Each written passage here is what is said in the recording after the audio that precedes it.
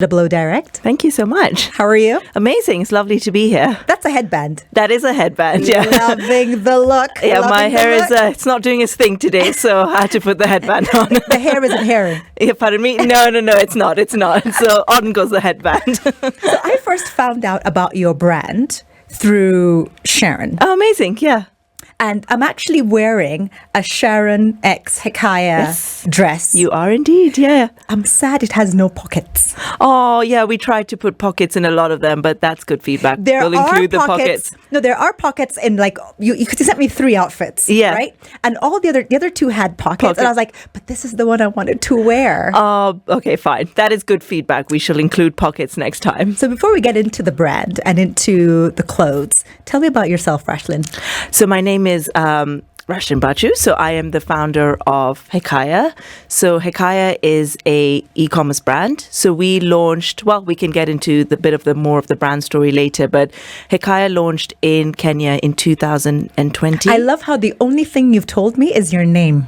Tell me about yourself. Well, my name is Rashlin. No, my name is Rashlin. This is my brand. Give me some background. Where did you grow up? Where are you from? So I'm from Nairobi, Kenya. Who are your friends? Who are my friends? So grew up in Nairobi, went to school in Nairobi, went to London for the rest of my university education, for my master's as well. Pardon me? I love that. It's not just me who doesn't sound sweet. What did you study? So nothing to do with fashion, nothing to do with business. I don't know if I was a bit of a dark horse, maybe with what everyone else in my family did, but I did history for my undergrad and I did international relations for my master's. So kind of politics, international development, that was what I was interested in. In high school, what were you aspiring to be with a history undergrad? So I really wanted to do either law or work for the UN. So that was kind of what I was looking at. Did a law internship. And I was like, this is not for me. This is not for Senior me. counsel. Yeah. Zerabanu, Jackie, Jan Mohammed. You see? It's not funny. Yeah. I had her on the show.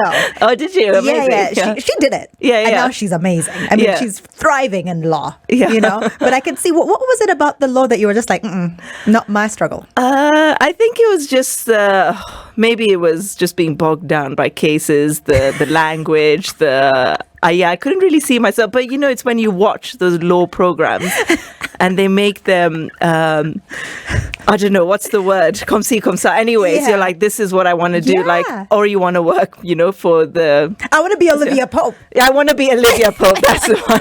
That's who I want to be. Olivia Pope. No, but then I was like international development, but it just didn't work out that way. Did you ever intern or have any experience? Yeah, I interned. I came back here. I interned for a few international development companies that, did work for the UN and stuff, and in London as well in crisis communications. But, the nature is it didn't work out and I actually ended up doing management consulting. So that was what I did for about 5 to 6 years, I think, before I started Hekaya. So I was working plus... building the brand, and then just last year I quit my corporate job and dive straight into the world of business. But no, born and brought up in Kenya, spend a lot of my time in London and in Kenya as well, but Kenya is very much home for me and always will be. SpiceFM 0.4 is where you can find SpiceFM in Nairobi. I am Olivia. This is Double Direct. Now, you didn't even know that I only play music by women. I didn't. You asked me, what would you like to listen to? I was like, a Burna Boy. Yeah, I know. Yeah, you and Patricia Tao. Patricia, no, you know Patricia Tao? Yeah. She's awesome, isn't she? Yes. She's also like, I want some Burna Boy. I'm like, I'm going to play it for you on your Apple Music. So I was like, who is it? Beyonce, Rihanna? Yeah, those are our women. No, for real. So you are the founder of Hekaya. Yes. Where does the name come from? So I wanted to pick a name that kind of represented storytelling. So I just picked it as like a synonym for story because, Hekaya, correct me if I'm wrong, but it means a fable in Swahili. So picked as a kind of a synonym. You don't even know what Misomanini means. And then you're asking me. I'm going to ask you to head down to our sister station, Radio Maisha, and ask them that because I don't know. I think it means a fable in Swahili. So as a synonym for storytelling. Wonderful. Yeah. Wonderful. So why did you pick something from Swahili, given the fact that, are you Kenyan? I'm born and brought up in Kenya. Yes. But I guess... facially, originally not from Kenya, but ethnically, whatever the correct term is nowadays. Facially, I'm just going to be I mean, but my parents born and brought up in Kenya, and my siblings and I. So I wouldn't really say that I know India very well. So I identify myself as Kenyan. Yeah. How many years post your master's in international relations did the spark for, I want to go into e-commerce? Yes. I want to have a clothing brand. How did that happen? So I think it was about 5 to 6 years, something like that. I don't remember it exactly. Yes.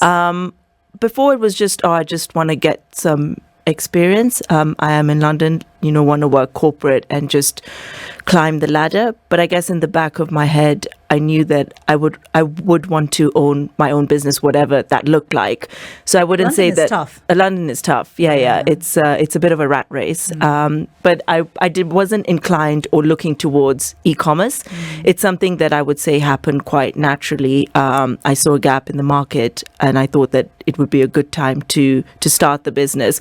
So it's not something I dreamt about from whenever e-commerce came about. It happened quite naturally in that aspect. So maybe about 6 years after, starting working in corporate. You aren't a fashion designer. Would you define yourself as a fashionpreneur? Fashionpreneur, yes, but to be honest, I don't do the designing for Hekaya. It's within the team. So are these garments actually original Hekaya design? They are, White label? Well, yeah, I mean, so there are designs, there are our designs. We do design them in-house. So they are a Hekaya brand. It's not something that we've bought, sold, whatever, or catalog or whatever that may be. But no, they are Hekaya designs, but I cannot say I am the brainchild of the designs. Given the fact that Hekaya is a synonym for fable in Swahili, where is the relation with regards to the clothes and Kenya or Africa in general? Because when I saw them, and I saw them on Sharon Mundia, they're just very nice clothes. They're just very nice quality, affordable clothes that I could pick up, if I'm honest, on any high street. Yes. And be happy about it. Yeah. So where does that come in? So I think a lot of it is what we do with the brand, the storytelling, and the creative concepts that we have on our Instagram and on our website. It's really important. Collaboration is really important for us, but also to collaborate with influencers such as Sharon Mundia, such as Heliodor, but also through the creative storytelling that we tell through our campaigns, visually, creatively, and the whole concept that we put into it. So it's not that we're trying to be quintessentially African through the prints that we have, but it's more beading. But it's more to shine light on the creative talent that we have within Kenya, that we have within Africa, but to also carve out our space within, not saturated in Africa, but if people were to look to the West, saturated there. So to carve out our space in terms of the clothing, yes, so it fills that gap for quality, affordable fashion, but also that women in Kenya and Africa feel represented, they feel seen, and they feel almost like relatable and at home with Hekaya, that you would feel that type of warmth when you shop on the page. So that's what we tend to go towards through the storytelling, through creative concepts, and shining light on other stories through the fashion, but also through storytelling. Bhachu, what's the Insta for your brand? Livehekaya. At Livehekaya. Rashlin is my woman in fashion today. Every week on 00 Direct, I'm dressed by a different woman in fashion. It could be a designer, a stylist, a fashionpreneur like Rashlin Bhachu. Livehekaya on Instagram is the handle. You're going to be finding amazing fits like the one I'm wearing today. And you can also catch the live stream, standardmedia.co.ke, so you can see the fit I am wearing. Of course, I'm Olivia. This is 00 Direct on SpiceFM. I wanted to find out, this is Hekaya X Sharon, so Sharon Mundia. That's right. What was her participation in this collaboration? So Sharon and I worked very, very closely. So this was the second influencer collaboration that we did. So the first one was with Heliodor, and she then subsequently joined the Hekaya team. And actually, when we were shooting Hallie's collection last year, so we shot it in Lamu, and we asked Sharon if she wanted to be part of the just the campaign, the shoot as a friend of Hekaya because Sharon had shopped with us before. And it came about very organically that I think we were both on the same page. Sharon's like, would be great to have a Hekaya collection. We would be great to have Sharon on our page, rather do a collab with us as well. So it came about very, very organically. But the way that we like to do the influencer collaborations, I think I mentioned that collaboration is really key to us in working with creatives in the Kenyan and African space. So we by no means dictated what we think Sharon's collection should be like. So we work very closely. How many pieces? I think there are 8. I'm 8, and we just released one more, which was basically a dress but in a different color. So maybe we could say they were 9. They are very Sharon. Yes, yeah. So they're so Sharon. Yeah. It had a great Sharon spin on it. So we are Sharon. You can just mood board what you like. What are you into? Maxis, minis, whatever it may be. How do you want the aesthetic of it to look like? How do you want it to feel like? And that's basically what we did. So we worked together for months and months prior to the collection coming out. We go into the sampling.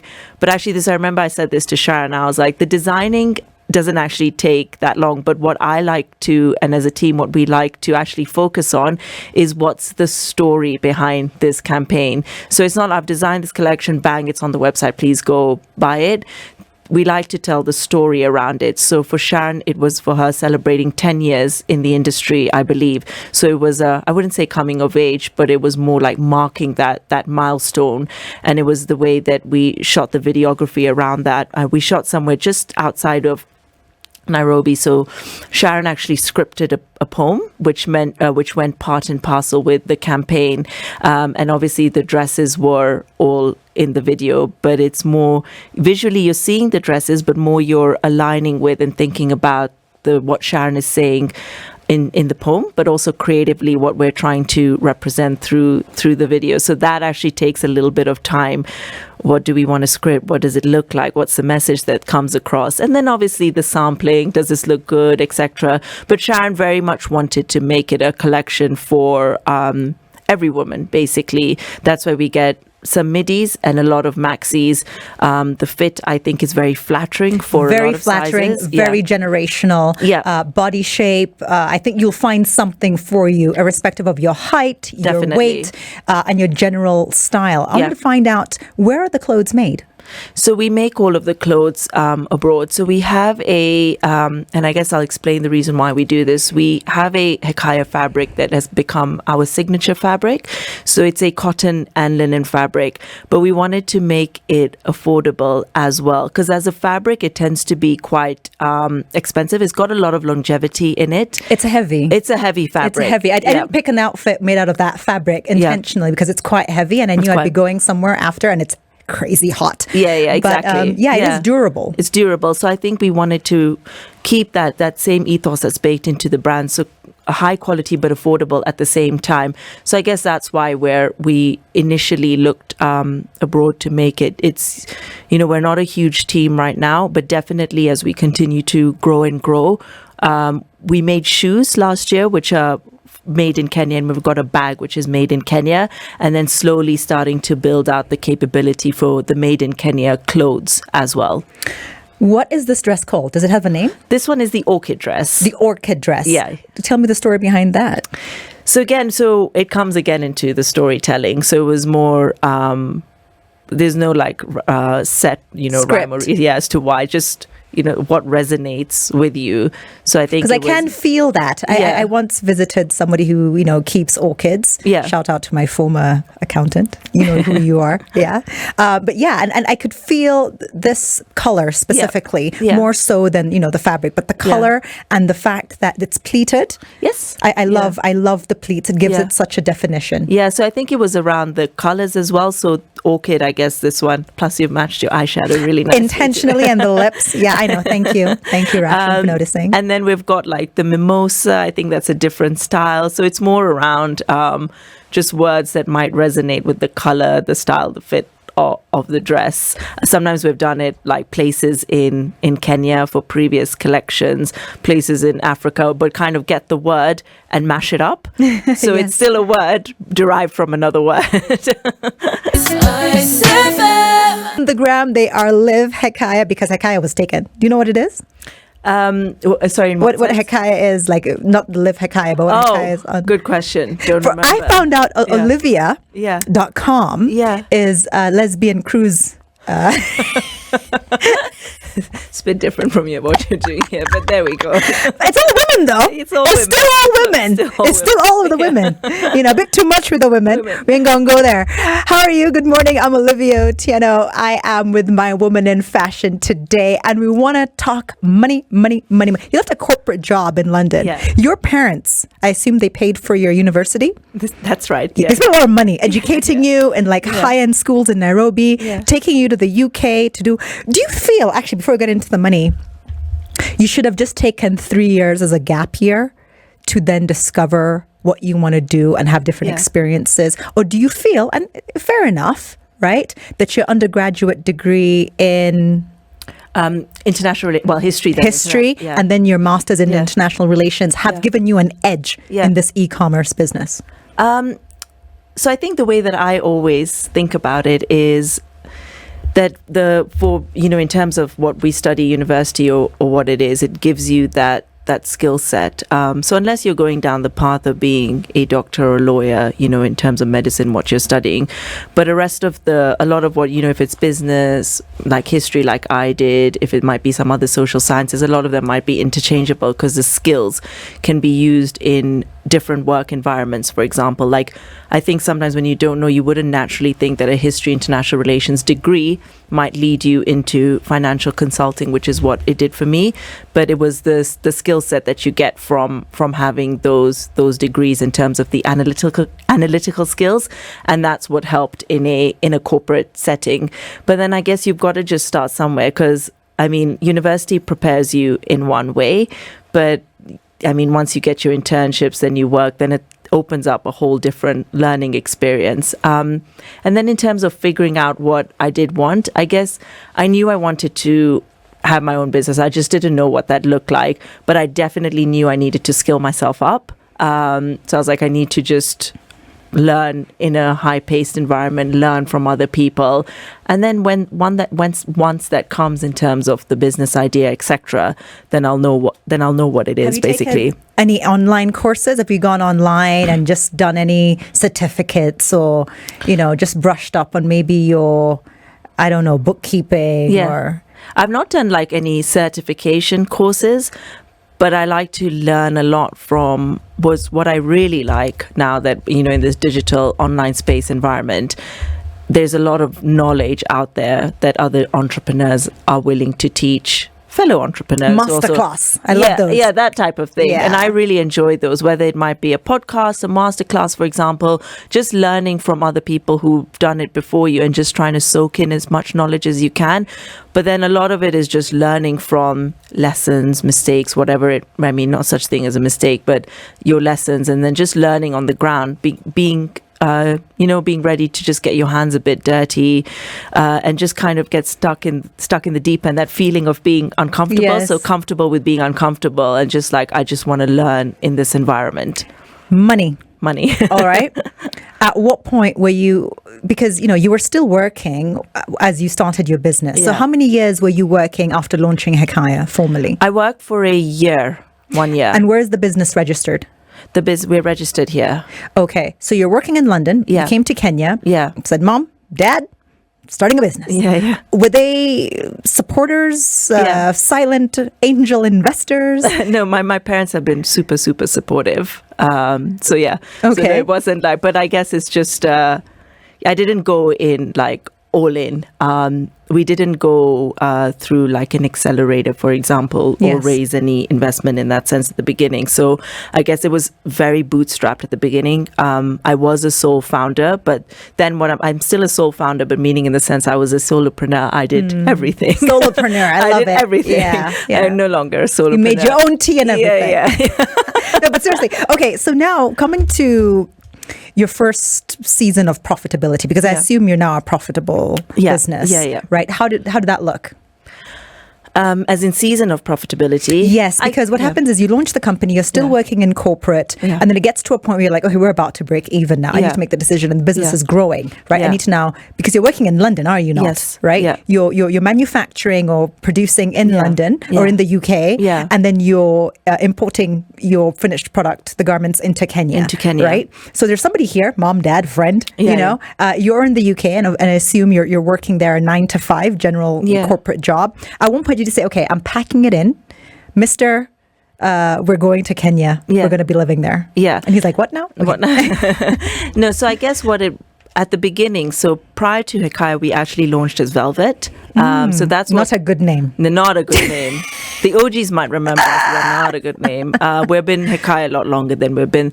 But, you know, there was too much stock. I just didn't know what I was doing. Let's just say that. I love that learning. I'm not going to say mistake. I love that learning. Yeah, just didn't know what I was doing. And that's when I stripped it back, pandemic. So I was still working then, but I was like, I need to focus on the brand. So I spent more on a team, but working out what the strategy was in terms of where do we actually fit into this market. The clothes we launched at the very beginning are very different to what we have now, but it was a brand experience, and that's really, really important to me. Were they clothes you'd wear? Who are those clothes? Because I always wonder when people start a clothing line, are they looking at dressing maybe their rich auntie? Are they looking at dressing their siblings? Are they looking at dressing themselves? You know, maybe their colleagues at work. Who are you dressing with Velvet? I think I was just thinking about myself and my friends. You know, what would I wear, for example? But yeah, I think more so now we've developed that offering a lot more in terms of like fashionable outfits and what we would see peers around us wearing. But I guess the demographic is actually, you know, we've got like moms in their late 40s who buy from us very, very regularly. And then we've got the mid-20s who also buy from us very regularly. So I guess it caters to quite a lot of people. Are you wearing Hekaya? No, because I was like, that white shirt, I didn't know. No, it's not. It was going to, and then, you know, as it happens, one was in the wash, the other one didn't feel. Wait a minute, you're the founder of a clothing brand, number one. Number two, you're telling me you don't have enough of your own clothes. They're in the wash. But actually, it didn't feel so. It was this. It had a strap, and I was like, oh, I'm going to be showing my arms on radio. Yeah. I was like, then I shall cover up my arms today. Does not feel like radio-y enough. Do you know that was one of the drivers towards me selecting this outfit? Yeah. Because a lot of the clothing with Hekaya are strappy. And I was like, they're very nice, very summery, very Sharon Mundia. Yeah. But I'm just like, I don't know if that's the image I want to portray right now. Sometimes, you know, if the screen covers, like my computer screen covers, then I look like I'm not wearing a top at all. You know? So I get what you're saying. That's exactly. And then I was like, I think we need a few more dresses that would fit a professional setting as well as so that was I was like, oh, the straps, okay, no, let me just put my shirt on, it's a safe option. We didn't get into it, so we're gonna get into it. We're gonna talk about the money, because clearly that's very important. How much did you have to start, more or less? You know, how much were you making before you officially quit your job? And then how are things going now, especially with Sharon Mundia's collection? SpiceFM is actually the first woman that the UK has ever sent to Kenya as High Commissioner. Did you know that, Rashlin Bhachu? I did not know that. You did not know that? But that's incredible. That's obvious, because who else has there? I mean, they've been pretty prominent, the High Commissioners. And they've been dudes. If there was a lady, whoever it is, even if it was a trust, like, you know, like a drive-by kind of High Commissioner, we'd have known. Why are you laughing? Is this a politics show? I am getting someone in the civil service. I mean, she's a civil servant. But OBE, so she's Jane Marriott OBE. I'm going to find out, what does OBE stand for? Are we really doing this? Oh my God. Are we really doing this? Order of the British Empire. Put me on the stand. I see why law didn't work for you. I don't have an OBE, so I don't care. I don't have it. But you could get one. When Hekaya becomes a global, serious revenue for Kenya and the UK, they would be like, then I can get, then I'll know what it stands for. Then you'll know what it stands for. You know, but honestly, the High Commissioner, we're going to be talking about International Women's Day, which is just around the corner. And I thought, let me have her on, because Double O Direct is only on Saturdays, right? So I thought after I'll do stuff, but of course on Double O Direct, every Saturday is International Women's Day, right? So Rashlin Bhachu, founder Livehekaya. On the gram, it is Livehekaya, right. Livehekaya. The money. How much did you start with? At what point did you say, I'm making enough to quit my job? Yeah. And how are things going now? So I got, like my family helped me out initially, which I think a lot. I'm going to throw it out there. Yeah. Her surname are those trailer trucks that you've been seeing saying Bhachu, right? So it's not a coincidence. Yeah, it is fact. So yes, they did help you. If they didn't, they would have been nasty. So there's just, a little bit to help out, but obviously I was working as well. Mm-hmm. So I used some of my salary as well to help myself out at the beginning to invest some money back into the business. So I mean, I wouldn't say that when I quit my corporate job, I was like, fine, okay, I'm feeling so comfortable now. I'm able to just dive right in. Everything is going amazing. It was basically, I was like, now is the time to just go head in, because I can't do. If I really want to grow this, and if I really want to get it to a point that I see in a vision for my brand, I can't keep working corporate. So that was the ethos, that I need to spend my time on this, not because it was where we wanted to be financially, basically.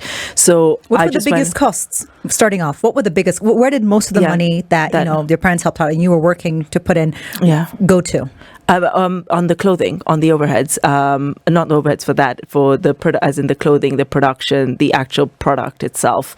In the beginning, I ordered more than I needed, a lot more than I needed. I didn't know any better. I didn't shop around enough. So it became a bit of. Are there minimum production quotas that you worked with? Like, well, let me just get 5,000 pieces. Yeah, so whatever. I think it depends supplier to supplier. So some of them will say like 100.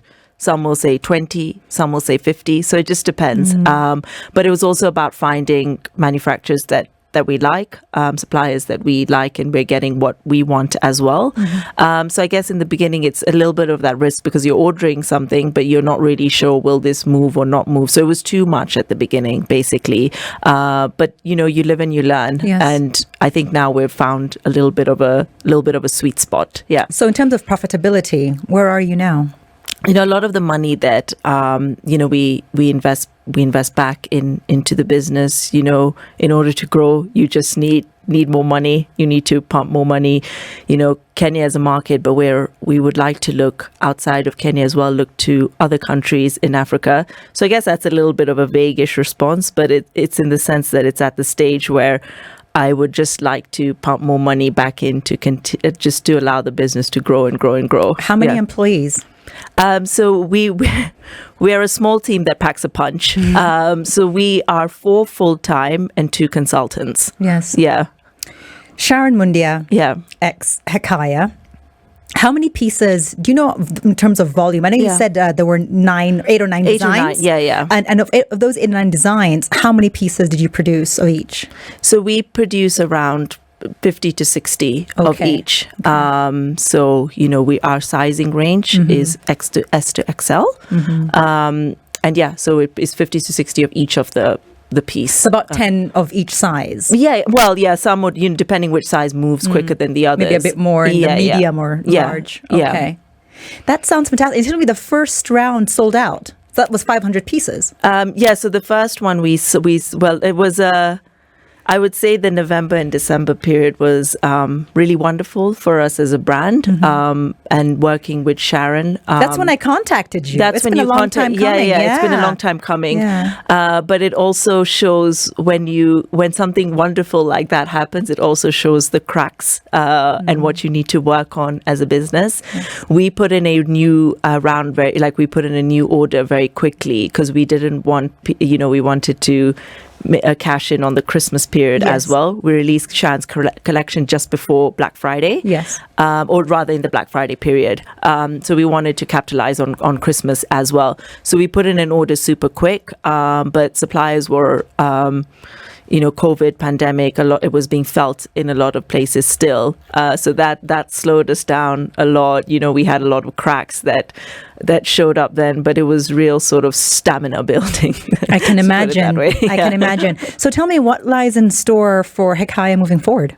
So I'd really want to focus on other markets outside of Kenya, see, where else Hekaya can find its fit, its niche, and just continue to grow. We really just want to be able to have more collaborations with other influencers, but also to be able to release clothes much, much quicker on our website, and also be able to dive in a lot to the storytelling side of it. So we got the clothing and the campaign and collaborations that go part and parcel with that, but also a lot of the other collaborations that we would do in terms of creative storytelling, which is what we're going to be actually releasing this week for International Women's Day. Mm-hmm. So it's just doubling down on what's worked for us, and then just continuing to look to other markets. And then just continue to do what we're doing.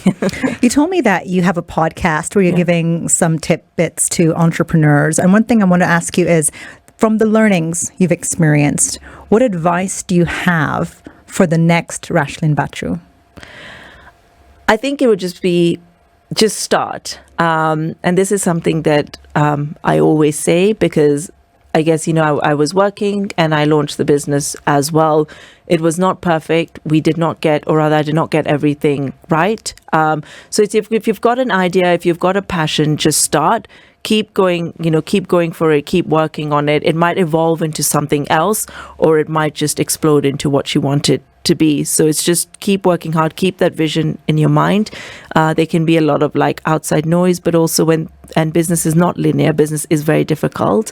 So when things don't go according to plan, just keep doubling down and just keep going for it. But just start. Rashlin Bhachu, the brand is Livehekaya on Instagram, or just a Hekaya. You can just Google it. Thank you so much for joining me and dressing me, being my woman in fashion today. Thank you so much, and thanks for having me. SpiceFM.